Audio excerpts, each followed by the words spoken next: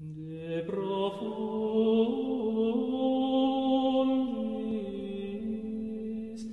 clamavi ad te, Domine.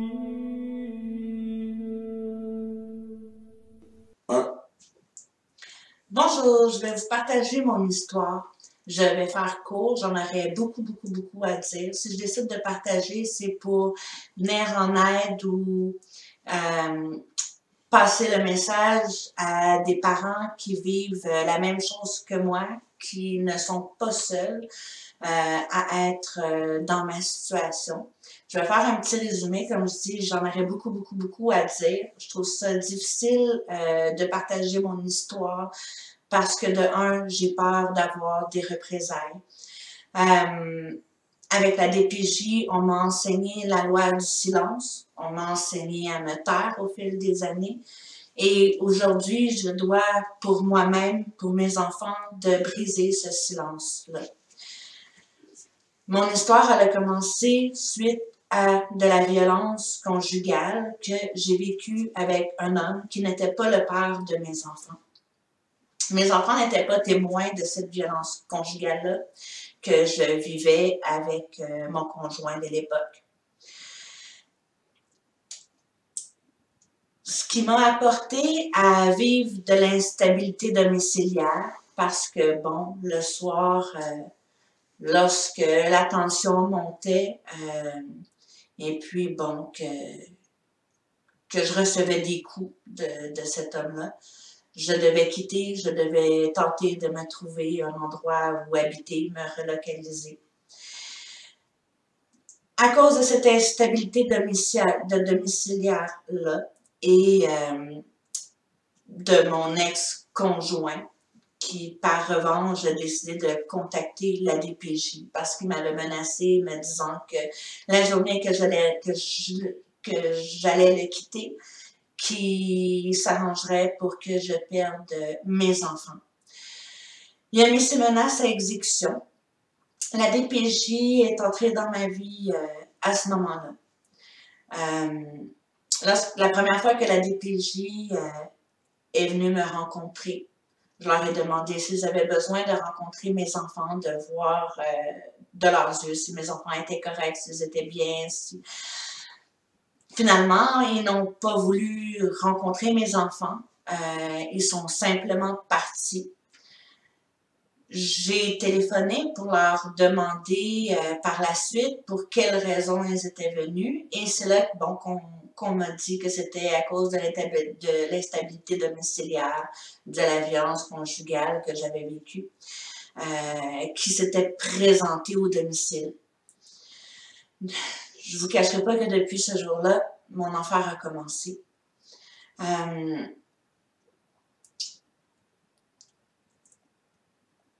J'ai eu le droit à aucune aide de leur part. Moi, je croyais qu'une femme qui était victime de violences conjugales, bon, ce que je vois, ce que j'entends, il y a de l'aide qui sont offertes à ces femmes-là. Moi, j'ai pas eu le droit. La DPJ, tout ce qu'ils ont fait pour remédier à la situation, c'était de m'arracher ce que j'avais le plus cher à mes yeux, mes enfants.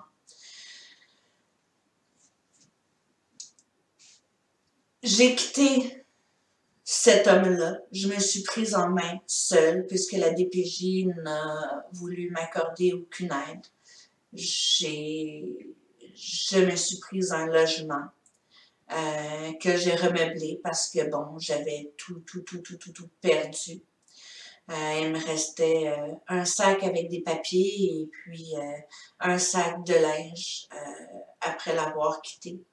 C'est tout ce qui me restait, donc j'ai dû me remeubler, j'ai dû réapprendre à prendre soin de moi. La DPJ, leur façon de fonctionner, c'était de me convoquer à des rendez-vous, un après l'autre, pour me poser des questions à mes parents, poser des questions à mes enfants, me parler en mal du père de mes enfants. Il avait la même dynamique avec lui. S'arrangeait pour nous diviser finalement, pour pouvoir, maintenant, avec du recul, je comprends que c'était pour mieux régner.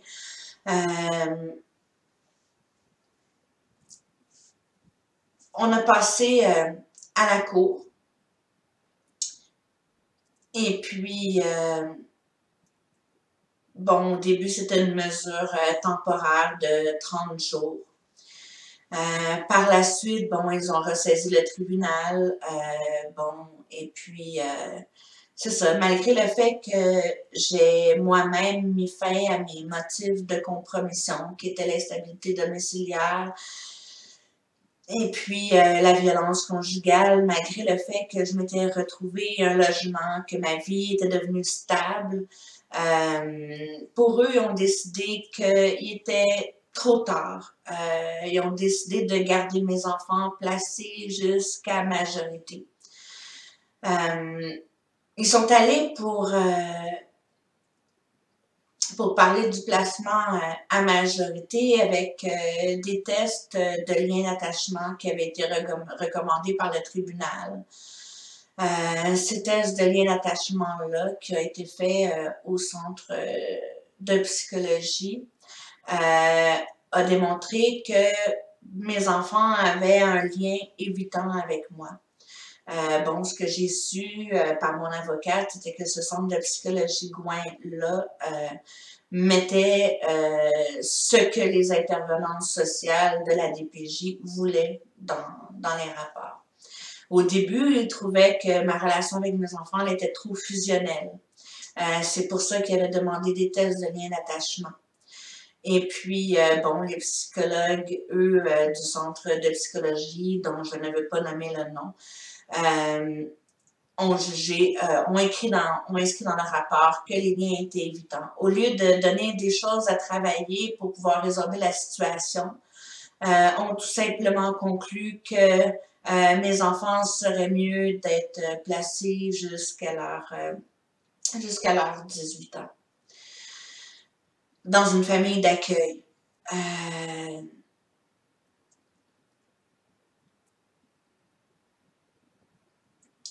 Désolée, ça a fait remonter beaucoup d'émotions à la surface. Je sais que j'ai un peu de difficulté à m'exprimer. Pour moi, c'est très émotif comme sujet. J'ai une chambre pour mes enfants à la maison. Une chambre vide, meublée, avec leur lit, leurs jouets, même si ça fait quelques années. Bon, c'est ça, la DPJ, on fait en sorte que mes visites soient supervisées. Pourquoi? Pour ne pas en rentrer en conflit de loyauté avec la famille d'accueil. Pour s'arranger que je ne puisse pas dire à mes enfants que ce que je voudrais le plus au monde, c'est de vivre avec eux. Mes enfants sont obligés aussi également de se taire. Lorsque je vois mes enfants dans des visites, mes enfants me mentionnent que, bon, pour avoir des surprises, ils ne doivent pas parler. Ils ne doivent pas dire de secrets. Ils ne doivent pas raconter ce qui se passe dans la famille d'accueil. Et puis, bon, si mes enfants respectent ces normes-là, ces règlements-là, bon, ils reçoivent des surprises après la visite avec moi. Mes enfants sont bouleversés, mes enfants sont déchirés.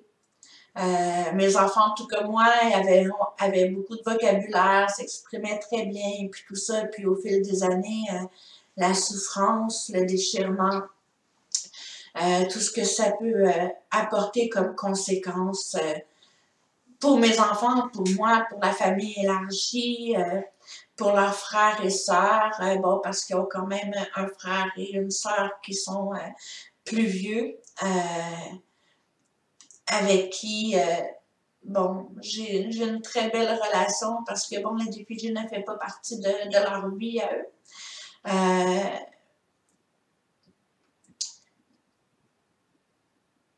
Bon, pour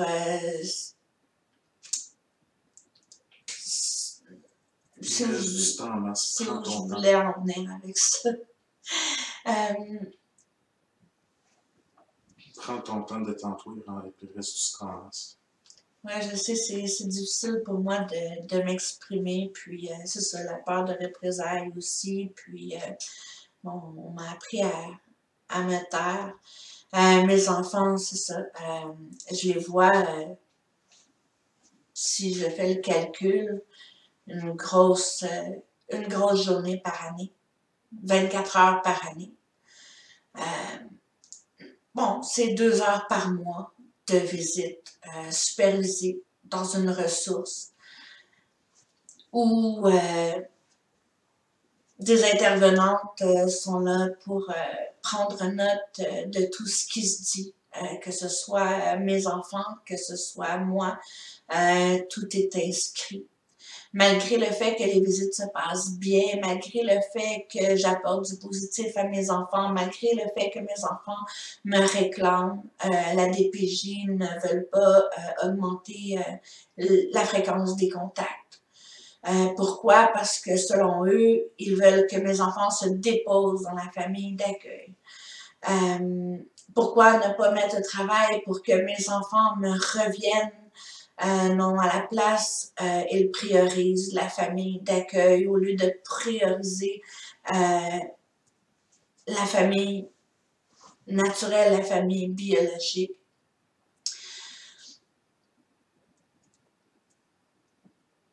Pour ce faire, bon, j'ai tenté à quelques reprises de pouvoir avoir mes enfants à la maison.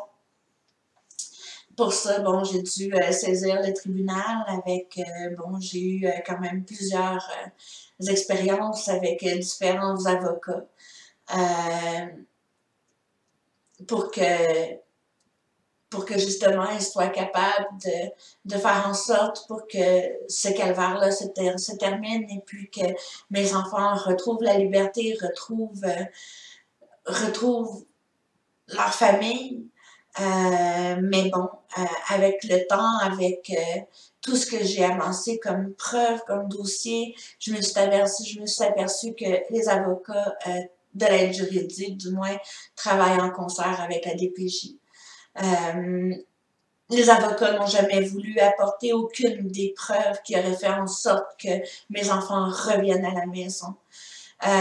Plutôt, on m'a toujours dit de ne pas s'attaquer à la DPJ, de ne pas mentionner les erreurs, de ne pas mentionner les parjures que les intervenants pouvaient écrire dans leur rapport. J'ai dû faire moi-même le travail d'une avocate en préparant moi-même un dossier que je lui ai remis. Lorsque j'ai remis ce dossier-là à mon avocate avec toutes les parjures que l'intervenante avait écrit dans le rapport, mon avocate, tout ce qu'elle a trouvé comme réponse, c'est « Merci madame de m'avoir fourni mon interrogatoire. » Et ça, c'était la veille du procès. Donc, les avocats de l'aide juridique ne prennent pas le temps de travailler les dossiers parce que de toute façon, c'est ça, ils sont partials avec la DPJ.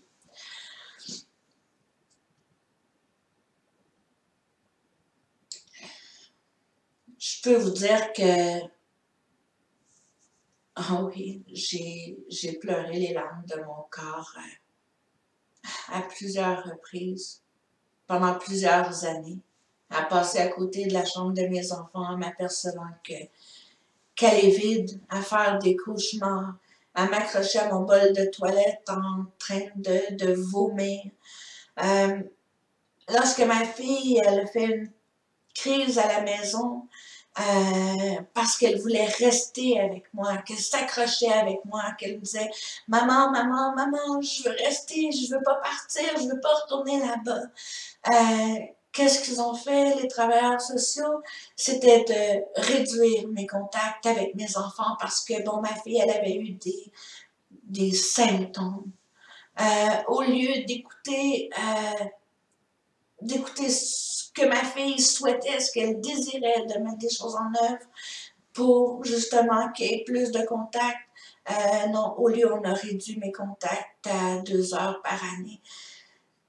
moi, ce que je vois, c'est qu'ils cherchent à briser tous les liens avec la famille biologique.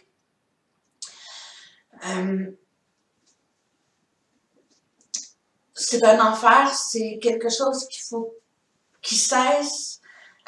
Les parents, j'ai eu la chance de pouvoir discuter avec plusieurs parents. Et puis bon, souvent c'est la même chose. Les parents ont peur de parler, les parents ont peur de dénoncer. Pourquoi? Parce que bon, la DPJ tire les ficelles, menace les parents de leur enlever le peu de temps qu'il leur reste avec leurs enfants. Moi, j'ai peur de perdre les 2 heures que je vois mes enfants à tous les mois.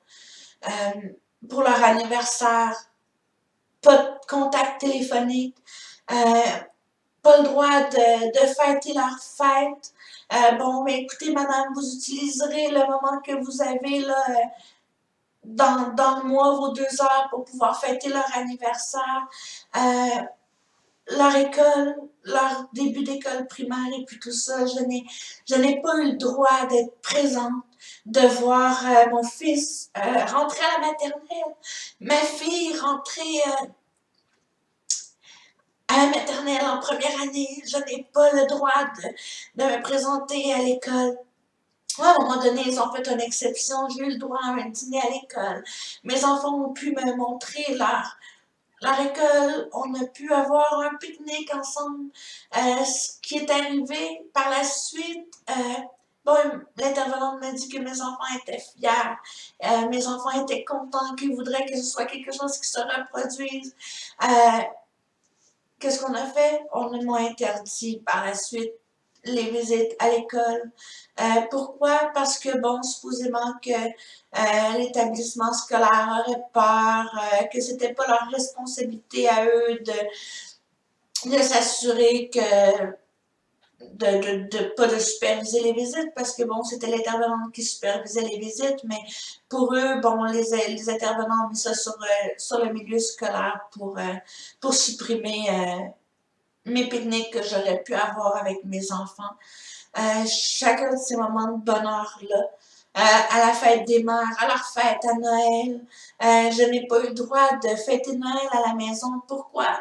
Parce que j'ai une chambre pour eux, parce que j'ai des meubles pour eux, leurs jouets sont à la maison, et selon eux, selon les intervenants, ça leur laisse un espoir de retour.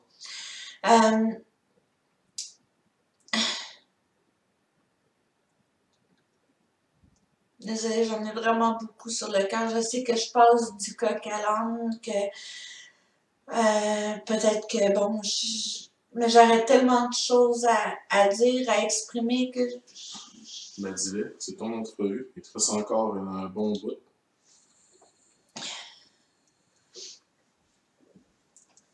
Mes enfants, c'est ma vie. Mes enfants, c'est ce que j'ai de plus précieux. Au début, je me croyais... Quelqu'un m'aurait dit que la DPJ pouvait faire du mal aux parents, pouvait détruire les liens parents-enfants. Je l'aurais pas cru. J'aurais pas cru ça possible. Au début, je me culpabilisais beaucoup. C'était de ma faute à moi d'avoir vécu de la violence conjugale. C'était mes choix, mon mauvais choix. C'était de ma faute que j'avais perdu mes enfants. Je me suis culpabilisée énormément.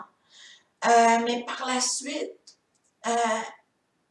d'intervenant en intervenant, parce que je dois préciser que j'en suis rendue à ma 7e intervenante en quelques années seulement.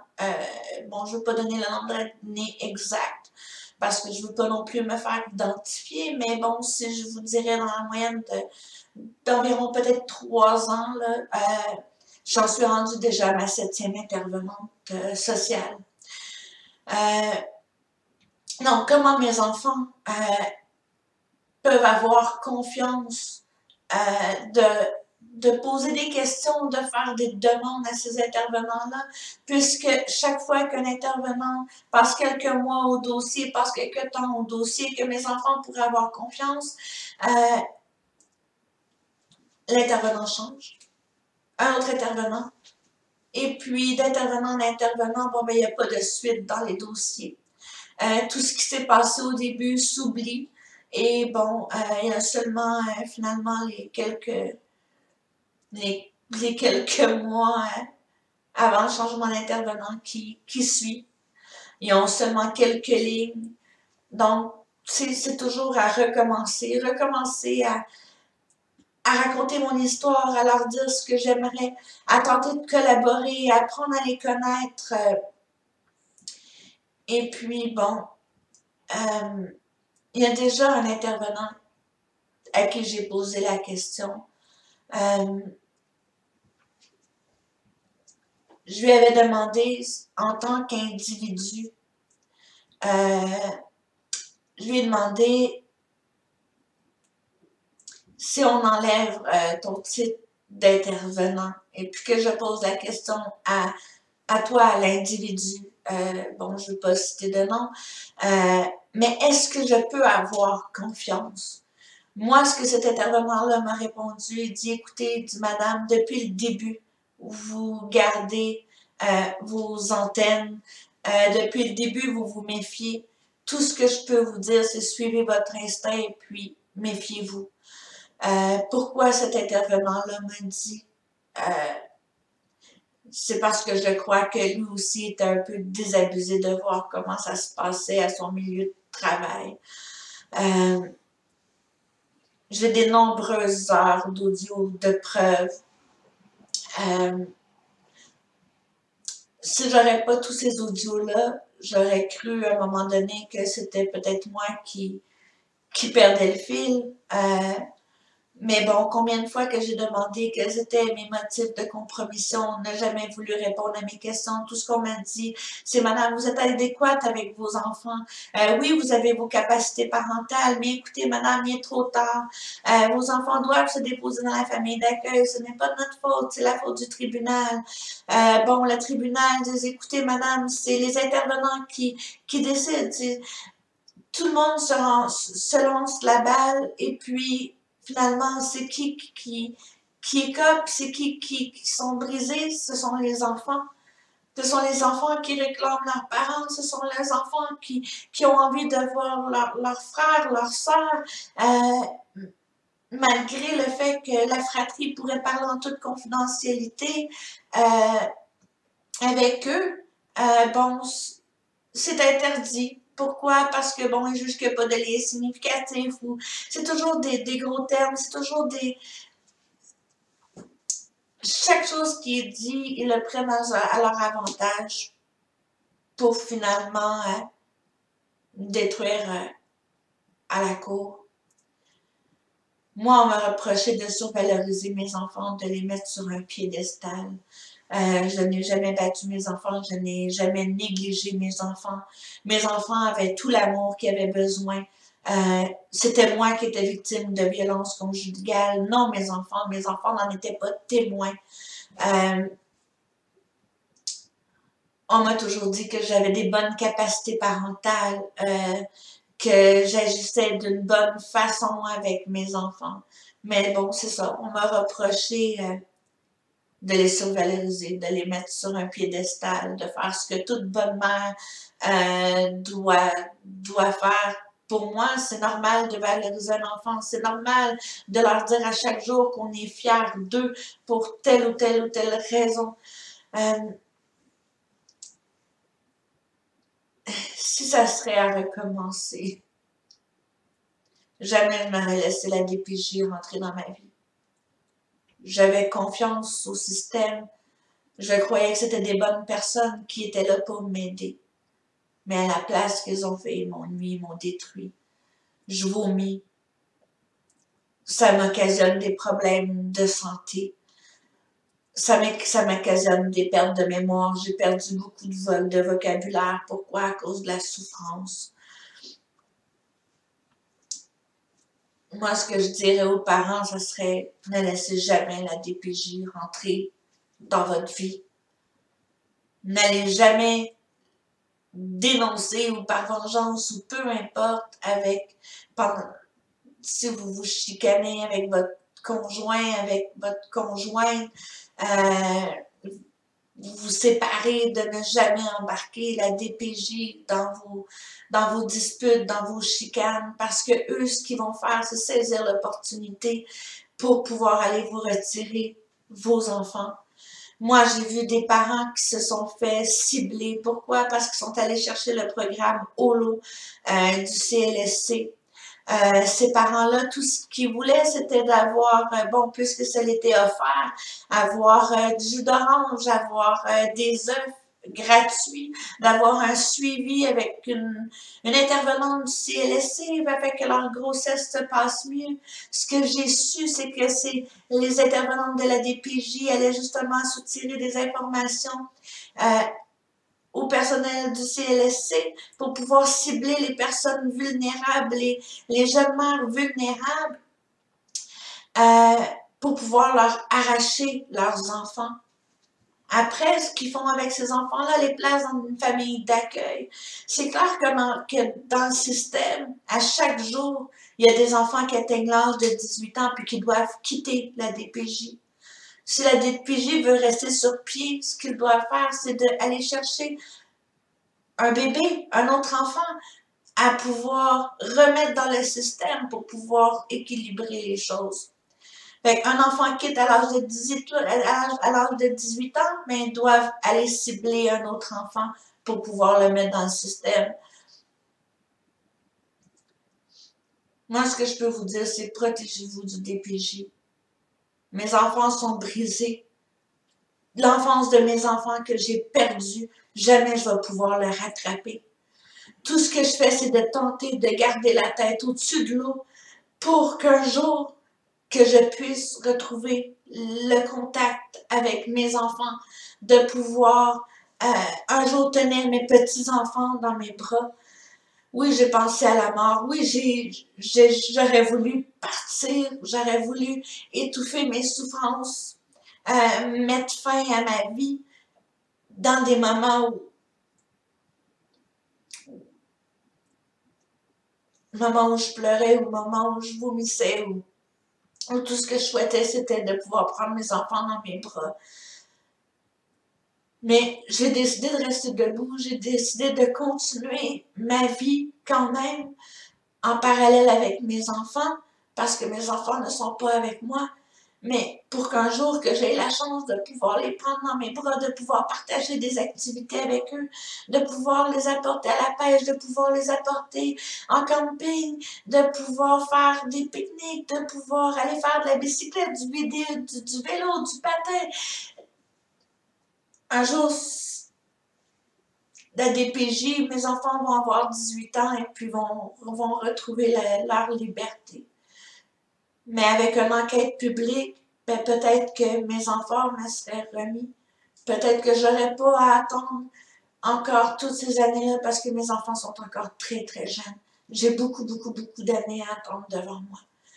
Puis, j'ai hâte que ce calvaire-là cesse. Donc, je vous remercie beaucoup de m'avoir écouté. Ça m'a fait du bien de partager. Je suis désolée d'avoir passé du coq à l'âne comme ça. Comme je vous dis, ma souffrance, elle est tellement grande. Mais, protégez-vous. Aimez vos enfants, entourez-les et laissez jamais la DPJ franchir la porte de votre domicile. Jamais. Jamais. Merci.